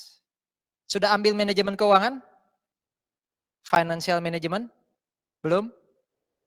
Ada mata kuliah fakultas namanya manajemen keuangan, sudah ngambil? Belum? Oh sudah ya? Pernah dikenalkan EBIT ya? EBIT ya, earning before interest and tax. Itu sebenarnya operating income. Jadi kalau income sudah agak bawah itu disebut earning. Ya, income from operation disebut EBIT. Nah, nomor 6 itu pada dasarnya isinya interest expense pada dasarnya. Tapi saudara-saudara, kalau saya anggap aja ya, saya nomor 6 itu berarti lambangnya plus atau negatif. Saya katakan tadi pada dasarnya itu interest expense. Berarti pada dasarnya lambangnya positif atau negatif? Negatif ya, kan expense pengurang. Tapi bisa jadi gini. Selain saya mengeluarkan interest expense, saya juga dapat interest revenue. Tadi saya bilang interest revenue maksudnya di nomor berapa? Kalau Anda dapat interest revenue, itu disajikan di nomor berapa? Jangan yang di bawah ya, kita baru sampai nomor 6 kok. Nomor 5, betul. Kalau Anda di nomor 5 sudah masukin interest revenue, maka nomor 6 itu isinya interest expense tok. Saya ulangi ya, kalau interest revenue Anda sudah Anda masukkan di nomor 5, nomor 6 itu isinya interest expense saja. Tapi, kalau Anda belum masukkan interest revenue di nomor 5, Anda bisa taruh dia di nomor 6. Berarti nomor 6 itu nanti ngitungnya gimana? Kalau interest revenue-nya bukan di nomor 5 melainkan di nomor 6. Gimana ngitung financing cost? Tandanya akan plus atau negatif? Tergantung lebih besar apa? Interest revenue atau lebih besar interest expense. Kalau lebih besar interest expense berarti financing cost itu lambangnya negatif. Kalau terjadi sebaliknya interest revenue yang lebih besar, financing cost itu positif. Jadi pilihannya dua. Umumnya sih orang yang standar ya. Kalau dapat interest revenue taruh nomor 5, kalau dapat interest expense nomor 6. Tapi boleh oleh IFRS, oleh PSAK, financing cost itu isinya adalah net of interest revenue dikurangi interest expense. Berarti kalau sudah terlanjur masuk nomor 6, jangan lagi masukin nomor 5 interest revenue-nya. Gitu ya. Nah, operating income atau earning before interest and tax dikurangi atau ditambah financing cost, tergantung financing cost positif atau negatif, itu namanya EBT, earnings before tax. Makanya income tax expense jangan ditaruh di nomor 2, 3, 4, 5, 6. Taruhnya di nomor 7. Yang Anda pelajari kemarin di chapter 19, ada yang masih ingat ngitungnya income tax expense gimana caranya? Ada yang masih ingat? Ngitung income tax expense nomor 7, itu gimana caranya? Rumus sederhananya kemarin chapter 19. Prepaid, apa istilahnya? Laba sebelum pajak, ya, pre-tax financial income, betul ya? Dikali tarif. Berarti nomor 7 ini dari mana? Ya angka atas ini income before income tax atau earnings before tax atau pre-tax financial income kalikan tarif. Itulah implementasi chapter 19 kita kemarin. Nah, E, B, T, earnings before tax atau income before income tax, kurangi nomor 7, income tax expense, namanya apa itu? Income from continuing operation. Pak, di atas juga income from operation, sama apa beda loh itu. Di atas itu tidak ada kata-kata continuing. Berarti logikanya income from operation di atas itu terdiri di atas dua. Ada yang continuing, ada yang discontinue. Nah, sampai di angka setelah nomor 7 kita dapat income dari operation yang continue. Yang recurring. Nanti kita belajar nomor 8 itu kayak apa ya discontinued operation. Dari kata-kata discontinued sih literally berarti ada yang di stop. Tapi apakah semua penghentian sesuatu itu masuk discontinue? Dan apakah nomor 8 itu positif atau negatif? Nanti kita lihat. Nomor 8 pada intinya kalau lihat keterangannya bisa gain, bisa loss. Betul kan keterangannya itu ya? Gain or loss. Berarti bisa gain, bisa loss. Bisa nambah, bisa kurangin income from continuing operation. Ya. Kalau kita nggak punya nomor 8, berarti sebenarnya angka income from continuing operation itu sama kayak net income. Betul ya? Kalau nomor 8-nya 0, tidak ada discontinued operation, berarti angka income from continuing operation sama kayak net income. Nah, ini yang belum pernah muncul memang sampai dengan AKM 1, apa itu discontinued operation. Kita akan bahas itu. Angka yang 9 dan 10 itu bukan masalah tambah kurang. Jadi yang paling bawah yang sering saya sebut tadi bottom line itu adalah net income. Angka 9 dan 10 itu apa ya? Turunannya angka net income. Contoh kayak nomor 10, itu sebenarnya net income dibagi dengan jumlah saham yang beredar. Nomor 9 itu net income dibagi kepada para pemegang saham. Ya jadi nomor 9, 10 itu bukan berarti net income kurangi 9 dapat 10 atau sebaliknya, enggak. Nomor 9, 10 itu hanya menurunkan atau mengalokasikan net income. Ada pertanyaan? Kita hanya sampai setengah 6. Kita mulai tadi setengah 3 ya. Kita hanya sampai setengah 5 ya. 2 jam. Kalau setengah 6 pas 3 jam lah.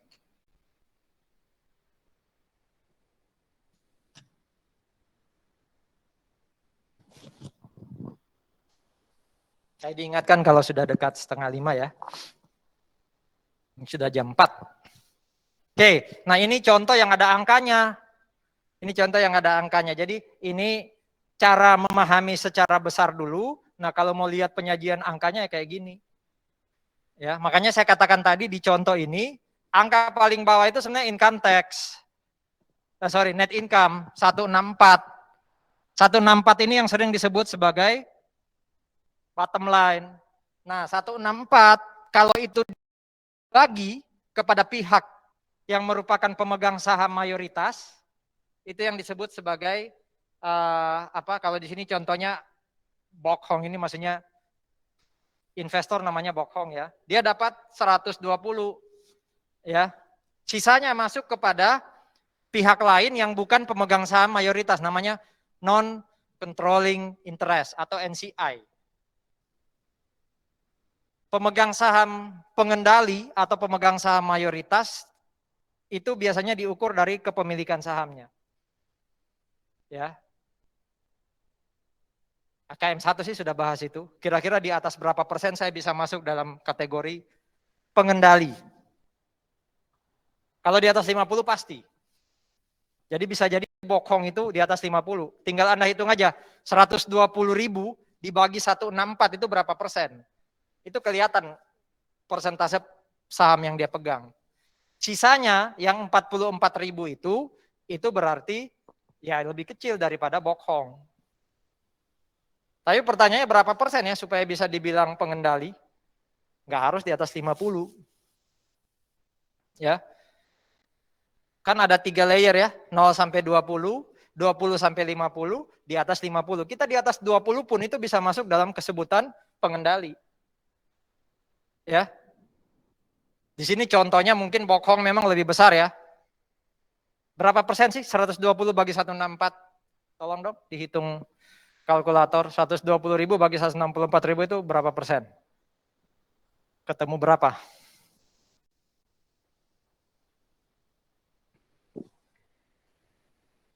80-an? 73% ini. Tapi bisa aja bokhong ini cuma punya 25%. Loh Pak, kalau dia cuma punya 25%, yang lain kan 75%. Iya, tapi bisa jadi 75% ini kesebar. Iya kan? Saya hanya punya 2%, Anda punya 3%, akhirnya kalau kita ditotal memang 75, tapi kita bukan pengendali. Pengendalinya sih yang di atas 20% tadi gitu loh. Nah kalau EPS gimana? Ya itu tetap dari atas 164 dibagi dengan jumlah saham yang beredar. Jadi NCI dan EPS nomor 9 dan 10 sekali lagi bukan ditambah atau dikurangi dengan yang atas ya. Apa bedanya yang panjang ini, ilustrasi 42, dengan ilustrasi 43? Angka bawahnya sama ya, 164, 489. Apa bedanya? Yang depan tadi ilustrasi 42 itu adalah laporan atau income statement yang lengkap. Yang ini ringkas. Dua-duanya harus dibuat. Ya, dua-duanya harus dibuat. Oke. Ketika kita membuat yang ringkas, maka kita harus kasih catatan. Berarti nanti lihatnya di catatan atas laporan keuangan. 453 itu detailnya mana? Oh, lihat di catatan D kata dia. Ya kan? 350 itu detailnya di mana? Nanti lihat di catatan yang lain. Oke. Sama sih ini, tapi intinya satu lengkap, satu ringkas. Kapan lengkap, kapan ringkas ya? Biasanya tergantung pemegang saham, tergantung pembaca. Kalau Anda pembaca yang detilan, dia pasti suka yang depan. Kalau yang suka yang ringkas, lihat yang belakang. Ya. Nah, ini yang umum ditemui. Ini yang sering jadi utama di depan. Berarti kalau Anda buat kayak gini, ya detailnya Anda taruh di notes. Kalau Anda sudah buat kayak gini ya nggak perlu lagi dong ya. Buat yang detail kan, uang ini udah detail. Nah ini nih contohnya. Selling expense-nya dia detailkan di notes. Catatan atas laporan keuangan. Jadi notes itu bukan income statement ya, itu laporan keuangan kelima. Kita punya 5 laporan keuangan. Notes itu laporan keuangan kelima. Nah di situ dia tulis selling expense isinya ini. Nah bagian berikutnya saya nggak akan bahas lebih jauh ya. Gross profit tadi kita sudah tahu cara ngitungnya gimana. Sales revenue, tapi yang net. Di sini nggak dilihatin ya cara ngitung sales revenue yang net. Oh ada. Sales revenue kurangi sales discount dan sales return. Itulah sales revenue yang net. Ketika dikurangi COGS, muncul yang namanya gross profit. Ya kan? Apa fungsi gross profit bisa dilihat di kanan ya. Dengan adanya gross profit, apa fungsinya buat analis, untuk apa penyajian gross profit ada di kanan. Income from operation, tadi gimana ngitungnya? Income from operation itu didapat dari gross profit, kurangi selling expense, kurangi administrative expense, kurang atau tambahkan dengan other income and expense, betul ya? Itu income from operation atau operating income. Ya. Nah, bicara expense saudara-saudara, kalau kita membuat expense dengan cara yang seperti ini, ada COGS, ada selling expense dan administratif, maka itu yang disebut sebagai penyajian expense, ya, penyajian expense berdasarkan fungsi. Ya, berdasarkan fungsi. Maksudnya apa? Saya kembali ya ke sini.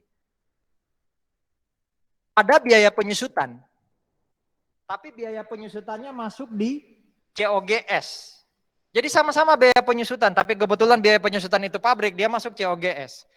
Ada biaya penyusutan tapi kantor, administratif. Oh, dia masuk yang administratif. Jadi COGS, selling, dan administratif itu disebut fungsi. Ya, fungsi. Tapi bisa saja saya bikin income statement di mana saya nggak pisahin biaya penyusutan saya di masing-masing fungsi. Langsung saya satukan. Contoh aja paling gampang ya. Biaya penyusutan kantor 5, biaya penyusutan gudang 4. Berarti 4-nya kalau pakai fungsi masuk COGS, 5-nya masuk di administratif ya. Tapi kalau pakai pendekatan yang satunya, apa pendekatan satunya? Nature atau sifat. Saya nggak perlu misahin beban penyusutan saya. Total beban penyusutan saya tadi berapa? 4 plus 5 berapa? 9 ya. Itu saya sajikan sebagai depreciation expense aja. Nggak perlu saya pisahin. Beban gaji. Kalau saya pakai fungsi, berarti saya harus taruh. Oh, beban gaji untuk satpam pabrik, beban gaji untuk buruh, itu masuk di COGS. Tapi beban gaji untuk pekerja kantor, saya masukkan di administrative expense. Tapi kalau saya pakai sifat atau nature, nggak ada tuh. COGS, selling, administratif nggak ada. Adanya hanya beban gaji.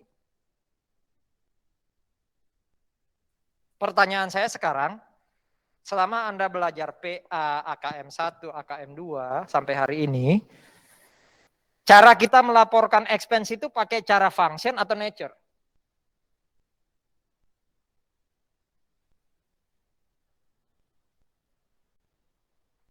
Selama ini kalau kita bikin laporan keuangan, yang hari ini kita bikin income statement, pasti kan kayak gini ya. Betul ya? Penyusutannya dipisahin tergantung dia ada di mana. Gajinya dipisahin juga tergantung dia ada di mana. Berarti kita yang belajar PA, AKM 1, AKM 2, AK, itu selalu pakai pendekatan penyajian biaya berdasarkan fungsi. Jadi untuk tujuan akuntansi keuangan, financial accounting, kita pakai fungsi. Ya. Tapi kalau kita menyajikan tadi, pokoknya itu biaya penyusutan. Pokoknya itu biaya angkut, mau biaya angkut penjualan kek, mau biaya angkut pembelian, pokoknya itu biaya angkut. Itu yang disebut ya sifat. Kalau sudah kita kelompokkan ke COGS, selling, administratif, itu yang disebut fungsi. Pertanyaan saya, kapan kita menyajikan biaya berdasarkan sifat? Kalau di PA, AK, AKM 1, bahkan AKM 2 terbukti kita pakai berdasarkan fungsi. Kapan kita menyajikan berdasarkan nature atau sifat? Waktu belajar cost accounting, gimana penyajiannya? Pakai sifat atau pakai fungsi? Masih ingat nggak? Besok kalau belajar managerial accounting ya lanjutannya cost accounting, coba dilihat. Tidak ada pemisahan biaya itu berdasarkan fungsi kayak gini. Adanya ya kayak gini. Biaya penyusutan, tinggal dilihat mana yang variabel, mana yang fix. Betul ya? Jadi pendekatan atau membuat dan menyajikan biaya berdasarkan sifat ini lebih banyak didapat di cost accounting atau managerial accounting. Sementara kalau yang fungsi itu banyaknya di akuntansi keuangan. Rumpunnya akuntansi keuangan. Total expense-nya sama, cuma disajikannya beda gitu ya. Bukan berarti kalau saya pakai pendekatan ini, total expense beda. Enggak, sama kalau di total. Cuma cara nempatinnya beda. Contoh nih.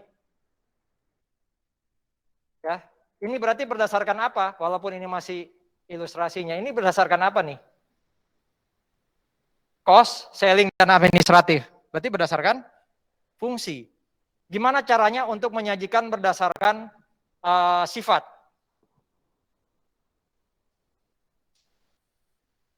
Ya, atau nature. Ya sudah, nggak ada kelompok selling, nggak ada kelompok COGS, nggak ada kelompok administratif. Ya, langsung dipisah berdasarkan nama expense-nya. Jadi depreciation on building yang 12 bisa jadi itu untuk pabrik, ada juga untuk kantor. Tapi nggak dipisah. Pokoknya biaya penyusutan. Ya, biaya penyusutan. Di sini sih contohnya masih kurang menggambarkan ya. Biaya penyusutannya ini bagian dari administratif. Tapi seandainya ya di COGS atau CO apa nih service ada depreciation on factory umpama ya, kalau kita perusahaan manufaktur, berarti depreciation yang saya sajikan di sini adalah depreciation yang 12 ditambah yang atas gitu loh. Ya, jadi cara penyajian yang umum kita pilih memang fungsi ya, fungsi. Kayak gini nih. Ada COGS, ada selling, ada administratif. Tapi kalau bicara internal accounting, managerial accounting, biasanya kita pilih penyajiannya pakai nature atau sifat.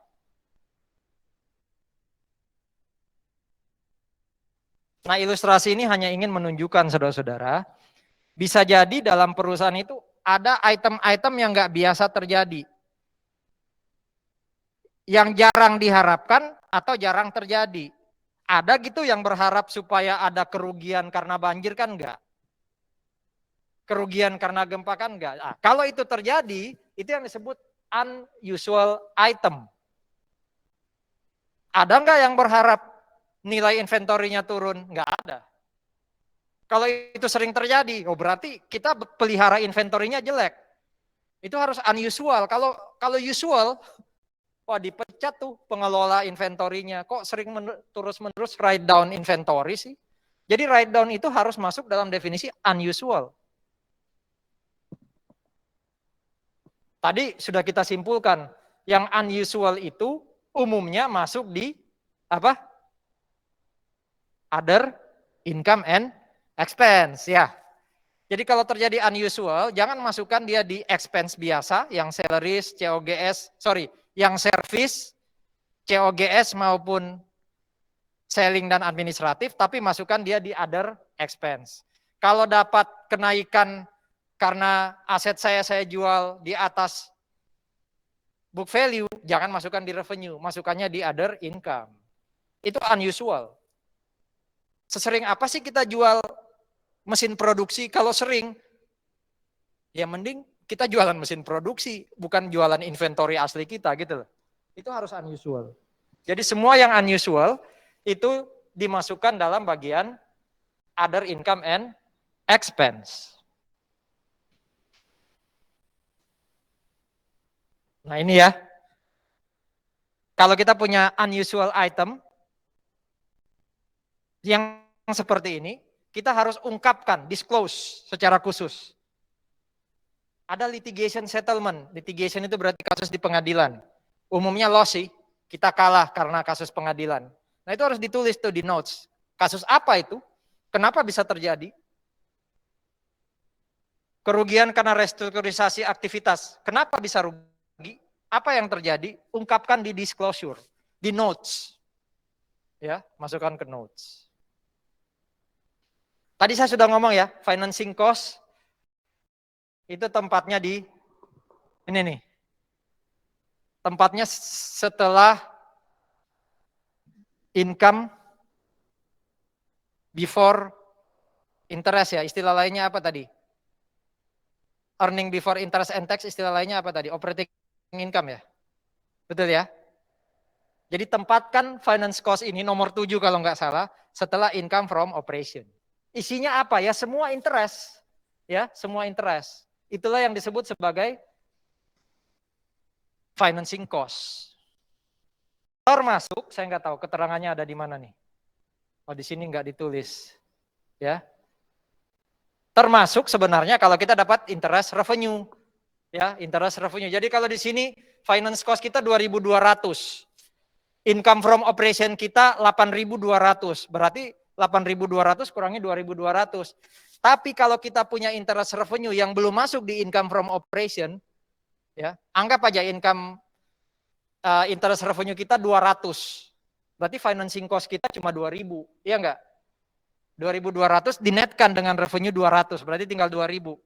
Berarti 8.200 kurangi 2.000. Tapi kalau interest revenue sudah masuk di atas, di nomor 5, ya, bukan nomor 5, yang other income atau other expense tadi nomor berapa tuh? Jangan dikurangi atau dimasukkan lagi di finance cost. Itu ya. Pak, gimana dong cara mengetahui masuk atau tidaknya? Ya kalau di praktik kelihatan nanti di sini ya. Kalau di bawah ini ada interest revenue ya kelihatan. Kalau di soal ya pasti diketahui lah. Ya pasti diketahui. Nah, net income ya, kalau tidak ada discontinued operation berarti net income itu adalah income from continuing operation, ya kan? Yaitu income from operation kurangi interest, ya, lalu nanti kurangi tax, ya kan? Kalau tidak ada discontinued operation, tapi kalau ada berarti income from continuing operation kurangi discontinued, ya, lalu nanti kurangi atau tambahin discontinued, baru nanti muncul net income. Nah, EPS tadi saya katakan cara hitungnya yang gampang adalah net income dibagi jumlah saham yang beredar. Tapi di bagian mana ya? Di AKM 1 saya ingat. Ketika kita belajar equity, ada yang namanya preference dividend ya. Masih ingat cara ngitung dividen untuk saham preferen? Kalau di soal nggak diperlihatkan secara jelas, gimana caranya ngitung dividen untuk saham preferen?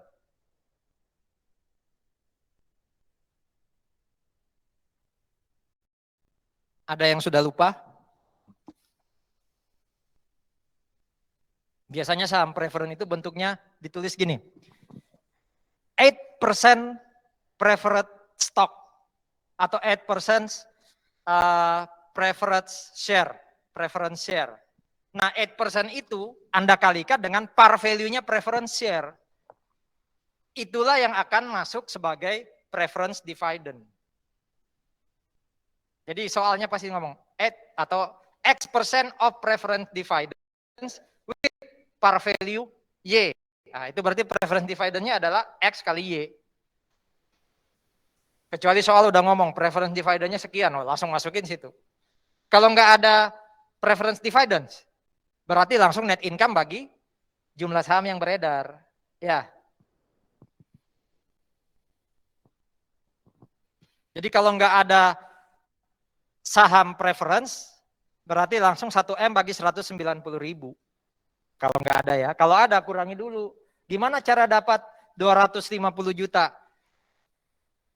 X% preference share kali par value-nya.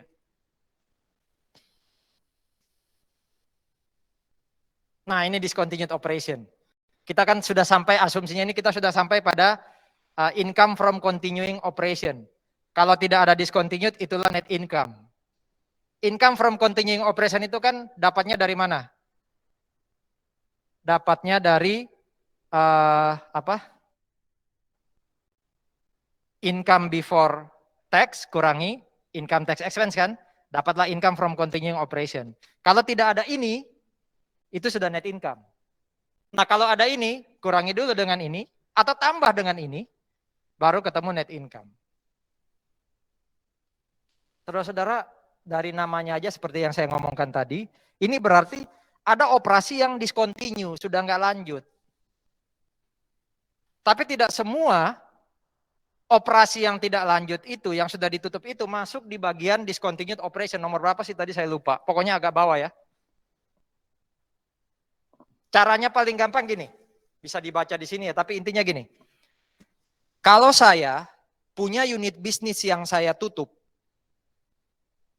ya, dan dari unit bisnis itu saya nggak akan dapat cash lagi di masa depan, maka gain or loss masuk di discontinued operation.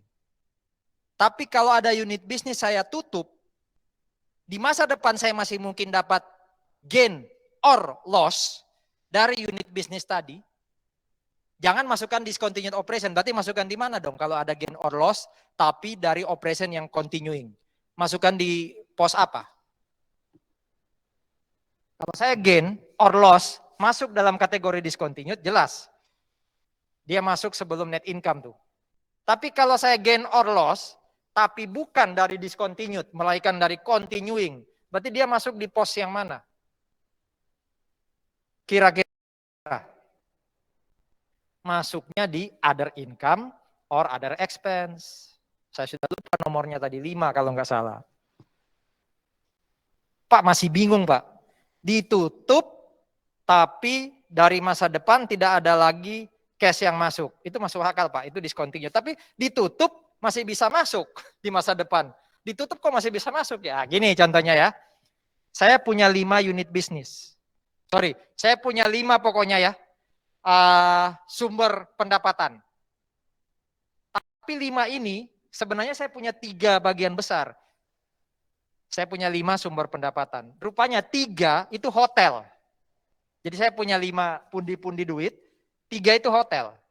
1 stasiun televisi, 1 klub sepak bola umpama ya. Punya 3 hotel, 1 stasiun televisi, 1 klub sepak bola. Seandainya ya saya tutup salah satu hotel saya, apakah di masa depan saya masih bisa dapat cash dari unit bisnis hotel? Masih dong. Wong saya masih punya 2. Betul ya? Saya kan hanya nutup 1 hotel. Berarti kalau saya tutup hotel saya, yang 1 tadi, lalu itu ada gain or loss, masuknya di nomor berapa? Yang pasti bukan discontinued. Masuknya di other income or other expense. Tapi kalau saya tutup klub sepak bola, tak lepas sahamnya. Saya hentikan klub sepak bolanya. Gara-gara saya orang Rusia umpama. Ya, Chelsea kasihan ya, semoga ada solusi lah. Kalau saya tutup klub sepak bola, apakah di masa depan saya masih dapat uang dari unit bisnis sepak bola? Enggak, berarti gain or loss dari penutupan klub sepak bola itu pasti masuk discontinued. Gitu loh. Jadi dengan menutup satu operasi, lalu membuat saya gain or loss, itu bisa dilaporkan di 2 tempat. 1 discontinued, 1 di atas, di other income and expense. Tergantung tadi logikanya. Kalau yang saya tutup adalah stasiun televisi, masuk di mana? Discontinued atau other income expense? Saya kan tadi punya 3 hotel, stasiun televisi, dan 1 klub sepak bola. Kalau saya tutup televisinya, di masa depan masih bisa dapat duit dari televisi enggak? Enggak ya, berarti masuk discontinued. Ada pertanyaan dulu. Nah, yang membedakan, kalau Anda masukkan dia di other income and expense, maka gain or loss di other income and expense itu before tax. Before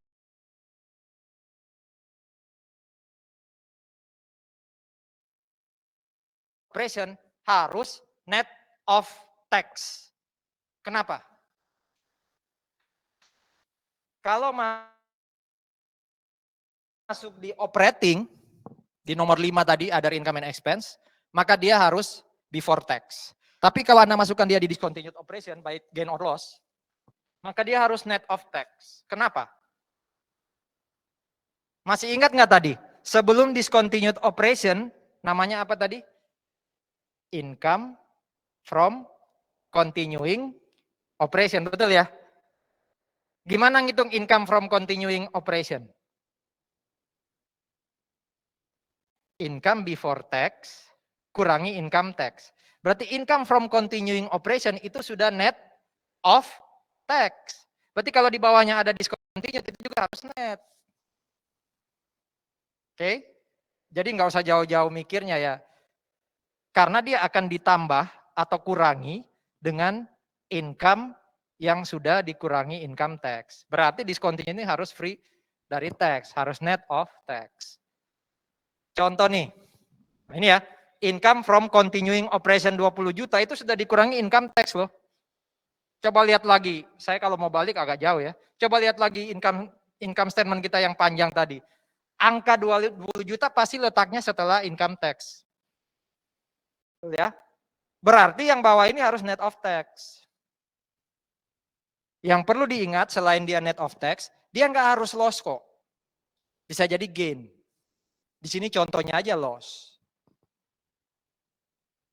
Gain or loss-nya bisa muncul karena 2 kejadian. Jadi contoh ya tadi ya, yang saya tutup klub sepak bola.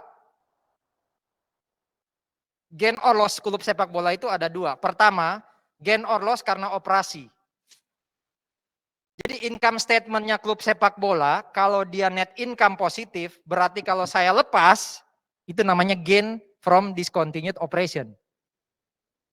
Kalau klub sepak bola saya menghasilkan net income positif, lalu saya lepas, itu namanya gain from discontinued operation. Saya tinggal cari net income-nya harus after tax. Saya taruh di baris atas, pengganti 300.000 itu loh.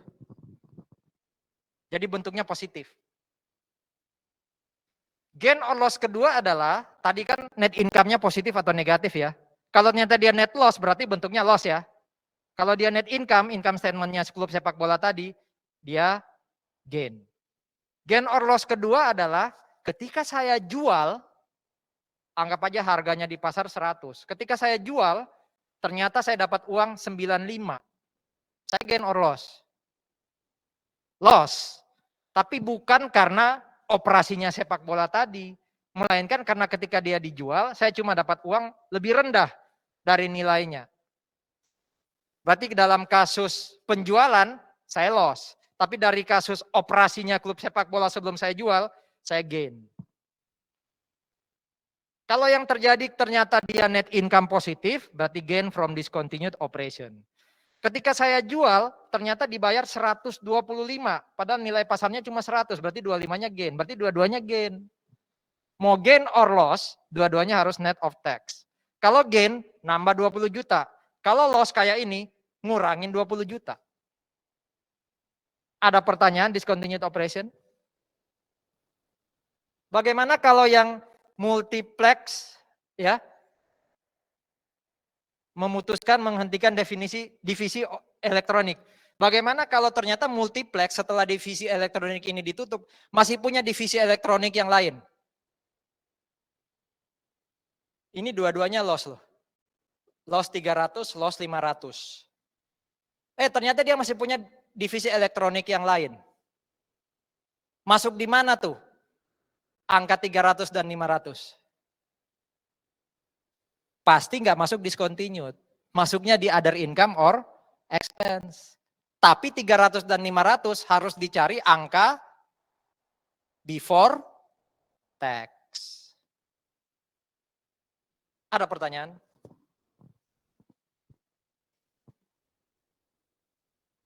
Wih, hampir selesai ya. 5 menit lagi. Nah ini ya, discontinued operation ya. Jadi karena sudah ada income tax 184, income from continuing itu 276, berarti angka 54 dan 90 itu harus net of tax. Kalau ternyata pizza division di sini, pizza division yang kita lepas, saya tutup, tapi saya masih bisa dapat duit dari pizza yang lain, berarti angka 54.000 tambah 24.800, 90.000 ditambah 41, itu masuknya di atas, di other income and expense. Itu ya. Oke. Intra period, ini sih biasanya menunjukkan beban pajak selain income tax expense. Tadi kan ada income tax expense, ngitungnya adalah earnings before tax atau pre-tax financial income kalikan tarif pajak kan, itu income tax expense. Tapi bisa aja ada income-income tertentu yang memang sudah net of tax. Ya, kayak ini nih contohnya nih. Ya kayak ini contohnya si discontinued operation nih. 100 kurangi 30. 30 ini yang disebut sebagai intra-period tax allocation. Jadi nggak masuk di income tax expense yang 75.000. Gampangannya kayak gitu. Angka 70.000, 30.000 applicable income tax, itu kan nggak masuk di 75. Nah ini yang disebut atau implementasi dari intra-period tax allocation.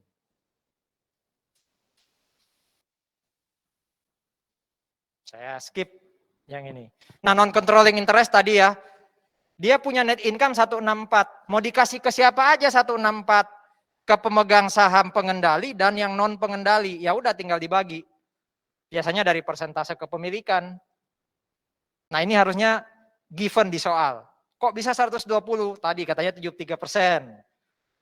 Ya sisanya yang 27% masuk ke NCI.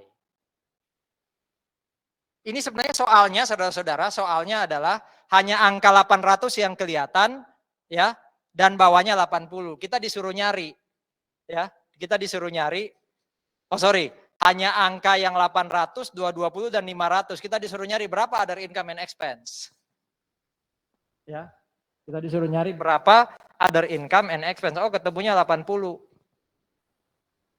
Other income and expense itu kan di atasnya income from operation, betul ya? Iya enggak? Income from operation itu kan baris bawah ya. Other income and expense kalau nggak salah nomor 5. Gimana cara mencari income from operation? Gross profit, kurangi selling expense, administrative expense, dan other income and expense, betul kan? Baru muncul income from operation. Berarti revenue saya 800 di atas, ya, revenue saya 800 di atas, lalu di bawahnya itu ada income from operation 220. Berarti kalau 800 income from operation-nya 220, berapa selling and administrative expense di situ di soal? Oh 500. Berarti 800 kurang 220 itu ketemu berapa sih? 800 kurang 220 itu 580, betul ya? 800.000 itu kan atas revenue ya. Terus di baris bawah ada income from operation 220. Berarti 800 ini harus dikurangi berapa? Sudah supaya ketemu 220. Kan harus dikurangi 580 ya. Oke, diketahui ternyata selling and administratifnya 500. Berarti 800 kurang 500 itu masih 300. Padahal income from operation-nya 220. Nah, pertanyaannya berapa other income and expense? Tadi kata pengurangannya kan 580 ya. Berarti other income and expense-nya 80. Itu loh maksudnya soal ini. Ini saya hapus apanya? Efeknya ya. Harusnya efeknya itu hanya menunjukkan ini 800, ini 220, ini berapa nih? Oh 80. Kayak ini nih. Hanya diketahui angka kayak gini. Ya. Income from operation ya. Dan income before income tax. Berarti berapa financing cost? Coba diingat-ingat. Income from operation itu kan angka di atas ya. Earning before interest and tax.